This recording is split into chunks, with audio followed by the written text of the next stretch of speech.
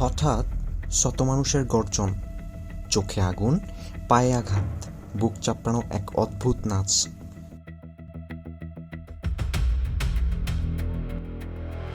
অনেকের কাছে এটি শুধুই ভয়ঙ্কর এক পারফরম্যান্স, কিন্তু নিউজিল্যান্ডের আদিবাসী মাউরিদের কাছে হাকা হলো তাদের আত্মার ভাষা, ইতিহাস, সম্মান এবং অস্তিত্বের প্রতীক।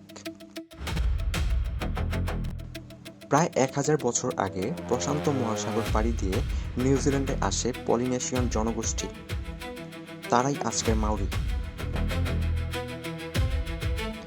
প্রকৃতি, আধ্যাত্মিকতা এবং পূর্বপুরুষদের প্রতি গভীর শ্রদ্ধা, এই 3 ভিত্তির ওপর গড়ে উঠেছে তাদের সংস্কৃতি। মাউরিদের কাছে পাহাড়, নদী, সমুদ্র সবকিছুরই আত্মা আছে। তাদের ভাষায় এটিকে বলা হয় হোকাপাপা, অর্থাৎ মানুষ ও প্রকৃতির আত্মিক সম্পর্ক।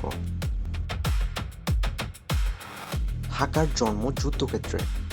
শত শত বছর আগে শত্রুকে ভয় দেখাতে, নিজেদের সাহস বাড়াতে এবং যোদ্ধাদের ঐক্য প্রকাশ করতে এই নাচ ব্যবহার করত মাউরিরা। চোখ বড় করে তাকানো, জিহ্বা বের করা, বুক চাপড়ানো, প্রতিটি অঙ্গভঙ্গির পেছনে ছিল শক্তির বার্তা। এটি শুধু নাচ নয়, এটি ছিল ঘোষণা, আমরা ভয় পাই না। সময় বদলেছে, যুদ্ধক্ষেত্র হারিয়ে গেছে, কিন্তু হাকা হারিয়ে যায়নি।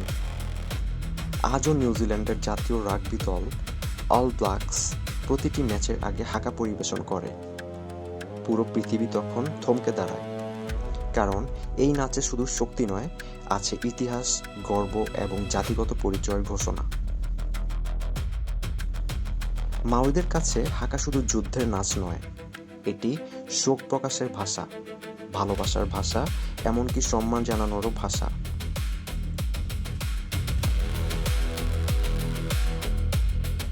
একসময় ব্রিটিশ উপনিবেশের প্রভাবে মাউরি ভাষা ও সংস্কৃতি ধীরে ধীরে হারিয়ে যেতে বসেছিল।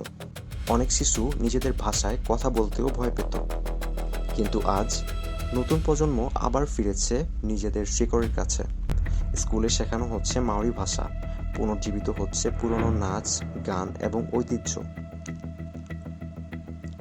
পৃথিবীর প্রতিটি আদিবাসী সংস্কৃতি এক একটি জীবন্ত ইতিহাস, আর মাউরিদের হাকা আমাদের মনে করিয়ে দেয় একটি জাতি টিকে থাকে তার ভাষা, সংস্কৃতি এবং স্মৃতির মধ্য দিয়ে। যখন একটি সংস্কৃতি হারিয়ে যায়, পৃথিবী হারায় তার একটি গল্প।